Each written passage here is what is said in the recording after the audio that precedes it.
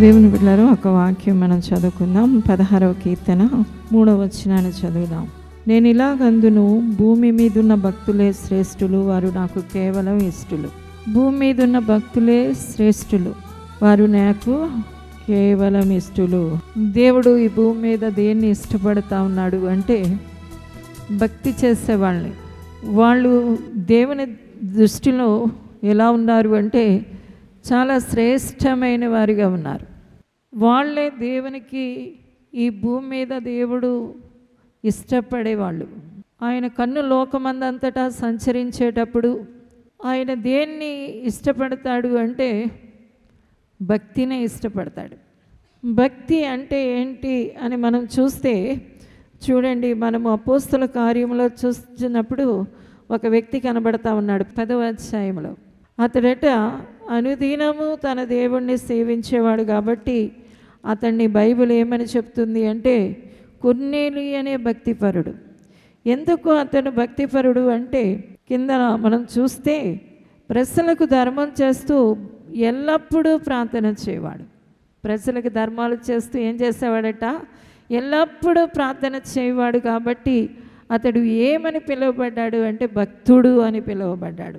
తర్వాత దానియేలు గ్రంథం మనం 6వ అధ్యాయంలో చూసినప్పుడు ఇక్కడ కూడా ఒక భక్తుడు కనబడతా ఉన్నాడు. ఆయన ఎందుకు భక్తుడు అని పిలువబడ్డాడు అంటే అతడు కూడా ప్రతిదినం మానకుండా ముమ్మారు ప్రార్థన చేసేవాడు. అందుకని అతని దగ్గరికి రాజుగారు సింహాల గుహలో ఉన్న అనుదినం దేవుణ్ణే సేవిస్తే దేవుణ్ణి పూజిస్తే కనుక సింహాల బోనులో వేసేస్తాం, ఎవ్వరు కూడా దేవుణ్ణి సేవించకూడదు అన్నా కూడా ఆ శాసనం వచ్చిన తర్వాత కూడా తను యథాతథంగా మరలా 3 సార్లు ప్రార్థన చేస్తా ఉన్నాడు, ముమ్మారు ప్రార్థన. అప్పుడు ప్రార్థన చేస్తూ ఉన్నప్పుడు ఇక తప్పలేదు, రాజుగారికి దానియేలంటే చాలా ఇష్టము. కానీ ఇక ఏం చేస్తాడు అంటే ఆ సింహాల బోనులో వేసేసాడు. వేసేసిన తర్వాత రాజుగారికి నిద్ర పట్టడం లేదు. అయ్యో, ఇంత మంచి వ్యక్తిత్వం కలిగిన వ్యక్తి కొన్ని రోజులు ప్రార్థన మానేయచ్చు కదా, అతను ఇంత మక్కుపట్టు పట్టాడేటి, ప్రార్థన మానేయమంటే మానేయచ్చు కదా, చేతులార కష్టం తెచ్చుకున్నాడు, సింహాలకు ఆహారం అయిపోయాడు, నేనెందుకు ఇలాంటి శాసనం చేశాను, ఎందుకు నేను ఈ పాడు పని చేశాను, ఇలాగ నేను చట్టం తీసుకురాకపోతే ఇంకా బాగుండు కదా అని ఇలాగ ఆలోచించుకుంటూ నిద్ర పట్టకుండా తెల్లవారుజామున వచ్చి దానియేలు అని పిలవడమే కాకుండా ఒక మాట అంటున్నాడు, నువ్వు అనుదినం తప్పకుండా సేవించావు కదా, ఆ దేవుడు నిన్ను బ్రతికించుంచాడా అంటే అప్పుడు దానియేలు అంటున్నాడు 23వ వచనంలో, అతడు భక్తుడయ్యందున అతనికి ఏ హాని కలగలేదు. దేవునికి స్తోత్రం. భక్తి అంటే ఏదో ఒకసారి చేసేది కాదు. కొందరు ఇంకా భక్తి అంటే ఏదైనా ఒక అవసరత వచ్చినప్పుడు, ఏదైనా ఒక కష్టం వచ్చినప్పుడు, ఏదైనా ఒక బాధ కలిగినప్పుడు, ఏదైనా ఒక దుఃఖకరమైన పరిస్థితి వచ్చినప్పుడు దేవుని దగ్గరికి రావడం, ప్రార్థనలు చేయడం, ఉపవాసాలు ఉండడం. దేవుని బిడ్డలారా, అది కూడా భక్తి కాదు. అలాగా వాళ్ళకి ఆ కష్టం తీరే వరకు దేవునికి అడగడం, తర్వాత ఆ కష్టం తీరిన తర్వాత ఇక వెళ్ళిపోవడం, ఇది కూడా భక్తి కాదు. ఏది భక్తి అంటే అనుదినము తప్పక తమ దేవుని సేవించాలి. దేవునికి స్తోత్రం. దానియేలుకి ఏ కారణం లేదు, ఎందుకంటే దానియేలు ఆ దేశానికే కాదు అనేక దేశాలకు మంత్రిగా ఉన్నాడు, ప్రధానమంత్రిగా ఉన్నాడు. కాబట్టి అతను దేవుడి దగ్గరికి ఎందుకు వెళ్ళాలి? రాజుగారి శాసనం వచ్చింది, ఎవ్వరు కూడా 4 రోజుల వరకు ఏ దేవుణ్ణి కూడా పూజించకూడదు అనే శాసనం వచ్చిన తర్వాత కూడా అతడు దేవుడి దగ్గరికి వెళ్తున్నాడు. దేవుడు అవసరత ఏముంది అతనికి? దేవుడు సహాయం ఏముంది? ఏమీ లేదు. ఎందుకంటే అన్నీ ఉన్నాయి దానియేలుకి. ఎందుకు వెళుతున్నాడు అంటే అతడు దేవునితో మాట్లాడడానికి అలవాటు చేసుకున్నాడు. దేవునికి స్తోత్రం. ఊరికే ఆయన ఎదుట కూర్చొని ఆయన స్తుతించడానికి ఇది మానక చేస్తూ ఉన్నాడు. అందుకనే కొన్నేళ్ళ గురించి అంటుంది ఎల్లప్పుడూ. అందుకంటున్నాడు నీ భక్తే నిన్ను రక్షించిందయ్యా. హల్లెలూయా. ఆ సింహాల నోటిలో నుండి నిన్ను తప్పించిందయ్యా అని రాజుగారే ఒప్పుకుంటున్నాడు. దేవుని బిడ్డలారా, దేవుడు అలాంటి భక్తిని కోరుకుంటున్నాడు. భక్తి అనేది ఏంటి అంటే అనుదినము తప్పక దేవుని సేవించడం. పరిశుద్ధాత్ముడు ఈ కీర్తన గ్రంథములో నుండి దేవుడి హృదయాన్ని తెలియజేస్తూ ఉన్నాడు. దేవుని భక్తులు దేవునికి ఇష్టమైన వారు కాబట్టి దేవుని బిడ్డలారా, మనం ఎలా ఉండాలి అంటే విశ్వాసులమైన నాటి నుండే మనం భక్తులుగా కూడా మారిపోవాలి. దేవుని పాదాల దగ్గర కూర్చొని ఎల్లప్పుడూ ప్రార్థనలు చేసేవారిగా మనము అలాంటి భక్తిలో కట్టుకోగలిగితే దేవునికి ఇష్టలుగా మారిపోగలుగుతాం. దేవునికి స్తోత్రం. ఇక్కడ దానియేలు జీవితాన్ని చూసినప్పుడు దేవుని బిడ్డలారా, అతని మీద ఏదో ఒక అభియోగం మోపవలనని శత్రువులు ఏం చేస్తూ ఉన్నారు అంటే ప్రయత్నం చేసి 6వ అధ్యాయం మొదటి నుండి మనం చూస్తే ఏదైనా ఒక తప్పు మోపాలనుకుంటున్నారు. ఇక ఏ తప్పు దొరకలేదని చెప్పి అతను ఏం చేశారు అంటే ఇక రాజుగారి దగ్గరికి సందడిగా వెళ్ళిపోయి, రాజా ఏం చెయ్యాలి అంటే 4 రోజుల వరకు ఎవరు ఏ దేవుణ్ణి సేవించకూడదని చెప్పండి అన్నారు. రాజుగారు ఏళ్ళేదో నన్నే సేవించాలి, మిమ్మల్నే సేవించాలి, మీరు దేవుడు లాంటి వారు కాబట్టి మిమ్మల్నే సేవించాలంటే వీళ్ళు రాజుగారు వెంటనే ఉబ్బిపోయారు. నన్నే సేవించాలంటున్నారు, ఎవరినే సేవించకూడదు అంటున్నారని చట్టం తీసుకొచ్చేసాడు. తీరా దానియేలు, మంచివాడైన దానియేలు అందులో పడినప్పుడు రాజు బాధపడి వెళ్ళేటప్పటికి సింహాల బోనులో వేయబడిన దానియేలుని సింహాలు కూడా చేల్చలేకపోయాయి. సింహాల నోటి నుండి తప్పించబడ్డాడు. అంతేకాదు దేవుని బిడ్డలారా, ఆ తర్వాత వచనాలు మనం చదివితే ఏం కనబడుతుంది అంటే దానియేలుని ఎవరైతే ద్వేషించారో, దానియేలు సింహాల బోనులో వేయబడడానికి ఎవరైతే కారకులయ్యారో వారందరినీ తీసుకెళ్ళి ఆ సింహాల నోట్లో పడేశాడు రాజుగారు.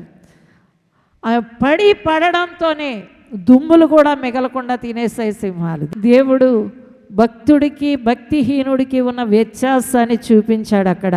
ఆ భక్తిహీనులు సింహాల నోటికి అందింపబడ్డారు, భక్తుడైన దానియేలు సింహపు నోటి నుండి తప్పించబడ్డాడు. అతనికి భయంకరమైన శత్రుత్వం వచ్చింది. ఎంత శత్రుత్వం అంటే దేవుని బిడ్డలారా, శత్రువులు చెలరేగిపోయారు. వ్యతిరేకులు దానియేలుని ఏదైనా చేయాలి అనే వ్యతిరేకులు ఇప్పుడు ఎక్కడున్నారు అంటే కాలగర్భంలో కలిసిపోయారు. ఆయన్ని ఏదైనా తప్పు, ఏదైనా లోపం చూపించాలనుకున్న వాళ్ళు ఎక్కడికి పోయారు చెప్పండి? అడుక్కిపోయారు. ఇక అలా పడగానే సింహాల నోట్లోకి వెళ్ళిపోయారు. దీన్ని బట్టి దానియేలు జీవితాన్ని బట్టి మనం చూస్తే అంటే భక్తి చేసే వాళ్ళని దేవుడు ఎట్టి రీతిగా కాపాడుతాడో మనకు అర్థమవుతుంది. హల్లెలూయా. దుష్టులైన మనుషుల చేతుల్లోండి తప్పించాడు, తర్వాత సింహాల నోటి నుండి తప్పించాడు. మరెన్నడూ కూడా తన మీద నింద మోపేవాళ్ళు, తప్పు పట్టేవాళ్ళు లేకుండా చేసేసాడు. రాజుగారికి ఈ ఐడియా ఎలా వచ్చిందో మనకు అర్థం కాదు. దానియేలుని పైకి తీయడం మంచిదే. తర్వాత ఏమంటున్నాడు, ఎవరైతే దానియేలు మీద తప్పులు మోపుతున్నారో వారందరూ ఎక్కడికి పడిపోవాలి? సింహాల నోటిలో పడిపోవాలి. అంటే దానియేలు మీద ఒక్కడైనా కూడా తప్పు మోపేవాడు ఉండకూడదు. దానియేలు వెళ్ళిపోతూ ఉంటే వెనకాల చాటుమాటున మాట్లాడేవాడు ఒక్కడైనా ఉండకూడదు.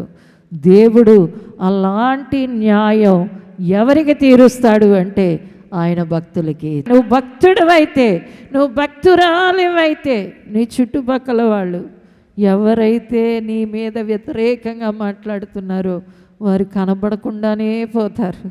నీ చుట్టూ వాళ్ళు ఎలాగా తొలగిపోతారో అది ఎంతో ఆశ్చర్యంగా జరిగే కార్యం. దేవునికి స్తోత్రం. అందుకనే ప్రభు ఒక వాగ్దానం ఇస్తున్నాడు, నీకు విరోధంగా రూపొందిన ఏ ఆయుధం కూడా వద్దెల్లదు.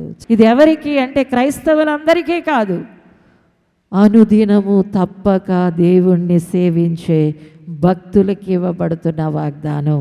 తర్వాత చూడండి, యోబు గ్రంథం 4వ అధ్యాయం 6వ వచనాన్ని చూద్దాం. నీ భక్తి నీకు ధైర్యము పుట్టింపదా? నీ యథార్థ ప్రవర్తన నీ నిరీక్షణకు ఆధారము కాదా? హల్లెలూయా. నీ భక్తి నీకు ధైర్యం పుట్టించింది. ఇది ఎవరి గురించి మాట్లాడుతున్న మాట ఏంటి అంటే యోబు కోసం మాట్లాడుతున్న మాట. దేవుని బిడ్డలారా, యోబు 1వ అధ్యాయంలో మనం చూస్తే అతను కూడా భయభక్తులు గలవాడిగా మనకి కనబడుతున్నాడు.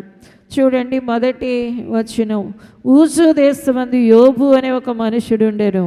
అతడు యథార్థవంతుడును న్యాయవంతుడునై దేవుని యందు భయభక్తులు కలిగి చెడుతనము విసర్జించి దేవుని యందు భయభక్తులు కలిగి చెడుతనాన్ని విసర్జించినవాడు. అతనిలో 2 లక్షణాలు ఉన్నాయి. దేవునికి భయపడేవాడు చెడుని విడిచిపెడతాడు. భక్తి చేసేవాడు దేవునికి ఎల్లప్పుడూ కూడా ప్రార్థనలు చేస్తూనే ఉంటాడు. యోబులో భయము ఉంది, భక్తి ఉంది. భక్తి గురించి ఇక్కడ ఎలీఫాస్ మాట్లాడుతూ అంటున్నాడు, నువ్వు రోజు భక్తి చేస్తావు కదా, ఆ భక్తి నీకు ధైర్యం పుట్టించింది. నిజమే, యోబు అనేక శోధనల గుండా వెళుతూ ఉన్నాడు. ఎందుకు వెళుతున్నాడో తనకు తెలీదు. తన వెనకాల క్రీచేస్తున్న దురాత్మల సమూహము ద్వారా అతడు ఇబ్బందులు పడుతున్నాడనే సంగతి కూడా తెలియదు. ఈరోజు క్రైస్తవ బిడ్డలమైన మనకి తెలుసు, మనల్ని శోధించే ఒక దుష్టుడు ఈ లోకంలో ఉన్నాడని, వాడు మనకి కీడు చేయడానికి ఎల్లప్పుడూ ప్రయత్నిస్తున్నాడని, మనల్ని అవమాన పాలు చేయాలని, మనకి నష్టం కలిగి చేయాలని, మనల్ని కష్టపెట్టాలని, మనల్ని బాధలకు గురి చేయాలని, శ్రమలోకి ముంచివేయాలని వాడు నిత్యం మన చుట్టూ తిరుగుతున్నాడు అనే సంగతి దేవుని బిడ్డలమైన మనకి బాగా తెలుసు.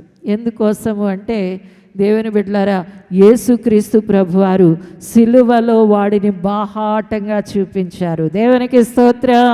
యేసయ్య మరణం ద్వారా వాడు తల చితక కొట్టబడింది కాబట్టి మనకు అమ్మో ఇదంతటికీ కారకుడు, నాకు వచ్చే ఈ వేదనలన్నిటికీ కారకుడైన దుష్టుడు ఒకడు ఉన్నాడు అని మనకు అర్థమైపోయి యేసునామంలో వాడిని ఏం చేస్తున్నాం, తరిమి వేస్తూ ఉన్నాం. ఎందుకోసం అంటే మనకి తెలిసింది యేసు ద్వారా వాడు నాశనం అయిపోతాడు. హల్లెలూయా. అయితే యోబుకి ఆ సంగతి ఎందుకు తెలియదంటే అతడు పాత నిబంధన కాలపు వాడు. సాతాను శ్రమ పెడుతుంది కానీ యోబుకి ఆ సంగతే తెలీదు. కానీ అతడు ఏం చేస్తూ ఉన్నాడు అంటే ధైర్యంగా నిలబడ్డాడు. ఎందుకు ధైర్యంగా నిలబడ్డాడు అంటే అతడు భక్తుడు. హల్లెలూయా. రోజు దేవుని దగ్గరికి పోతాడు, రోజు దేవుణ్ణి సేవిస్తాడు, ఉదయమే లేచి దేవుణ్ణి స్తుతిస్తూ ఉంటాడు. కాబట్టి ఆ భక్తి అతనికి ఏమిచ్చిందట, ధైర్యాన్ని ఇచ్చింది. హల్లెలూయా. ఈ రోజున క్రైస్తవులయ్యుండి కొంతమంది భయంతో బ్రతుకుతూ ఉన్నారు, చింతతో బ్రతుకుతూ ఉన్నారు. కారణం ఏంటి అంటే యేసు రక్తం శక్తి తెలిసి, యేసు నామం శక్తి తెలిసి కూడా వాళ్ళు దిగులుగా బ్రతకడానికి కారణం ఏంటి అంటే వారు భక్తులు కారు. నువ్వు రోజు దేవుని దగ్గరికి వెళ్ళే వ్యక్తి అయితే నీకెక్కడ లేని ధైర్యం వచ్చేస్తుంది. కాబట్టి దేవుని బిడ్డలారా, ఇక్కడ యోబుని అంటున్నాడు, ఇదిగో నువ్వు భక్తుడివి, నువ్వు భక్తుడవు కాబట్టి ఏమైంది అంటే నీకు ధైర్యం పుట్టింది. ఎన్ని యోబు లాంటి శ్రమలు ఎవరికి రావు. ఎందుకు వస్తున్నాయో కూడా తనకి తెలియదు. యోబుకి ఆ శ్రమలు ఎందుకు వస్తున్నాయో తెలియదు. ఈ రోజునైతే మనకి ఎందుకు శ్రమ వచ్చిందో, ఎందుకు బాధ వచ్చిందో, ఎందుకు ఈ వేదనకరమైన పరిస్థితి వచ్చిందో మనకు తెలుసు. కానీ అది వచ్చినట్టే పోవడానికి దేవుడు మనకి ఆయన రక్తాన్ని ఇచ్చాడు, ఆయన నామాన్ని ఇచ్చాడు. ఇది కూడా మనకి బాగా తెలుసు. ఏది అతన్ని నిలవబెట్టింది, ఏది అతన్ని స్థిరపరిచింది, ఆ శోధన మార్గం గుండా వెళుతున్నప్పుడు ఏది తనని దేవునిలో స్థిరపరిచింది అంటే అతడు ప్రతిదినం చేసిన భక్తి. హల్లెలూయా. ఈ రోజున నువ్వు భక్తుడు అయితే యేసు నామము ద్వారా, యేసు రక్తం ద్వారా ఆ దురాత్మ క్రియలన్నీ లయపరిచి ధైర్యంగా నిలబడగలుగుతారు. తర్వాత చూడండి 2వ రాజుల గ్రంథం 4వ అధ్యాయం 9వ వచనాన్ని చూద్దాం. కాగా ఆమె తన పెనిమిటిని చూచి మన యొద్దకు వచ్చుచు పోచున్నవాడు భక్తిగల దైవజనుడని నేను ఎరుగుదును. హల్లెలూయా. మన దగ్గరికి వస్తా పోతా ఉన్నాడు చూసావా, ఆ వ్యక్తి భక్తి గల దైవజనుడు అని ఎవరు సాక్ష్యం ఇస్తున్నారంటే, సునేమీరాలు, ఒక గనురాలు, బాగా ఆస్తిపాస్తులు ఉన్నాయి, బాగా డబ్బు ఉంది. అయితే ఆమె ఏం చేస్తూ ఉంది అంటే, ఆ ఆస్తిపాస్తుల్ని తన సుఖభోగాల కొరకు వినియోగించుకోకుండా, తన సుఖభోగాల కొరకే ఖర్చు పెట్టుకుని అలాగే ఉండిపోకుండా దైవజనుడికి ఏదైనా ఒకటి చేయాలి అనుకుంటుంది. దేవునికి స్తోత్రం. అప్పుడు ఎవరు కనబడ్డారంటే, ఏలియా అనే దైవజనుడు ఆమెకి, ఎలీషా అనే దైవజనుడు ఆమెకి కనబడ్డాడు. ఆ భర్తతో చెబుతా ఉంది, నేను ఆయనకి గోడ మీద ఒక ఇల్లు కట్టేస్తాను, మన గోడ మీద ఒక ఇల్లు కడతాను. ఎందుకంటే ఆయన భక్తి గల దైవజనుడు. అయితే ఇతను దేవుని చేత పిలువబడి సేవ చేయడం ఒక్కటే కాదు, అతడు అనుదినము దేవునితో మాట్లాడుకునే వ్యక్తి, దేవుడి దగ్గరే ఉండే వ్యక్తి. కాబట్టి ఈ వ్యక్తికి ఏం చేయాలి, నేను ఏదో ఒకటి చేయాలనుకుని ఒక చక్కటి ఇల్లు కట్టి పెట్టింది, అందులో చక్కటి వసతులు ఏర్పరుస్తుంది. ఇలా చేసి ఆ దైవజనుడికి సమస్తాన్ని రెడీ చేస్తూ ఉంది. ఏది ఎలీషాకి ఇంత స్థితిని కలుగజేసింది? ఉసూరు వంట ఎండలో ఆ చివరి నుండి పోయి ఈ చివరికి వచ్చి ఉసూరుమంటూ తిరిగే అతనికి సేద తీరడానికి ఒక గృహం దొరికింది, ఒక చక్కటి వసతి దొరికింది. దేవుని బిడ్డ, నువ్వు భక్తి గల వ్యక్తివైతే దేవుడు నీకు ఈ లోకంలో కావలసిన వాటన్నిటిని అనుగ్రహిస్తాడు. ఆయన ఎవరో ఒకరిని ప్రేరేపించి ఏదో ఒక రీతిగా నిన్ను సంపూర్ణముగా ఈ లోకములో పోషించడానికి, నిన్ను ఈ లోకములో సంపూర్ణంగా సంరక్షించడానికి, సమస్తాన్ని అనుగ్రహించడానికి దేవుడు నిన్ను నడిపిస్తాడు. దేవునికి స్తోత్రం. నీకు అన్నీ కావాలి అంటే కూడా భక్తి చేసుకోవాలి. దేవునికి స్తోత్రం. నువ్వు భక్తి చేస్తున్నప్పుడు వాటంతటా అవే నీకేం కావాలో దేవుడు వాటన్నిటినీ సిద్ధపరచాలి అంటే నువ్వు అనుదినము దేవుడి దగ్గరుండే భక్తిని చేయగలగాలి. దేవుడు అంటున్నాడు, నన్ను భక్తి పరులను ఏం చేస్తాడట? ఆయన కాపాడుతాడు. భక్తి పరులను శోధన నుండి తప్పిస్తాడు. భక్తి పరులకి ఏం కావాలో వాటినన్నిటినీ అనుగ్రహిస్తాడు. ప్రభువా, నేను భక్తుడిగా ఉండాలనుకుంటున్నాను. ఏదో గాలివానకి భక్తి చేసే భక్తి కాదు, ఎప్పుడో నాకు అన్నీ కలిసి వస్తే భక్తి చేయడం కాదు, కలిసి వచ్చినా కలిసి రాకపోయినా అనుదినము నా దేవుణ్ణి తప్పకుండా సేవిస్తాను, ఎల్లప్పుడూ నా దేవుడితో ఉంటాను అని నిశ్చయించుకోగలిగితే నువ్వు భక్తుడివి, భక్తురాలివై, నువ్వు దేవునికి ఇష్టమైన వ్యక్తివి అయిపోతావు. దేవుడే నిన్ను అన్ని విషయాల్లో తప్పిస్తాడు. దేవుడే నీకు సహాయం చేయడానికి దిగి వస్తాడు. ప్రతి శోధనలో కూడా దేవుడు నీకు ధైర్యాన్ని ఇస్తాడు, నిబ్బరాన్ని ఇస్తాడు, బలాన్ని ఇస్తాడు, శక్తిని ఇస్తాడు. ఎప్పుడు కూడా నువ్వు తొణకవు, బెదరవు, జడవవు. అనేక తుఫానులు నీ మీదకి వచ్చినా యేసు వాటిని అణిచి వేస్తాడు. ఆ శోధనల్లో నుండి అధికమైన విజయములోనికి నువ్వు వెళతావు. కాబట్టి భక్తిగా ఉండడానికి నేర్చుకోండి. ప్రభా, నేను భక్తిగా ఉంటానయ్యా, నాకు భక్తే కావాలి, అనుదినము నీతో ఉంటానయ్యా, నీతో. పరిశుద్ధమైన తండ్రి, కృపగల దేవా, బిడ్డలను ఆశీర్వదించండి అయ్యా. నమ్మేవారిగా, విశ్వాసులుగా వీరు మిగిలిపోకూడదయ్యా, భక్తులుగా మార్చబడాలి నాయన. ఎల్లప్పుడూ నీతో ఉండడానికి ఆశపడేవారిగా, అలాంటి కోరిక కలిగిన వారిగా, అలాంటి వంట కలిగిన వారిగా యేసు నామమున దీవించండి, యేసు నామమున ఆశీర్వదించండి. నీ వెలుగు కలుగునుగాక, నీ సమాధానం కలుగునుగాక, నీ జీవం కలుగునుగాక, భక్తులుగా మార్చబడుదురుగాక. యేసు నామమున దీవిస్తూ యేసు నామమున అడుగుచున్నాము తండ్రి. ఆమేన్, ఆమేన్.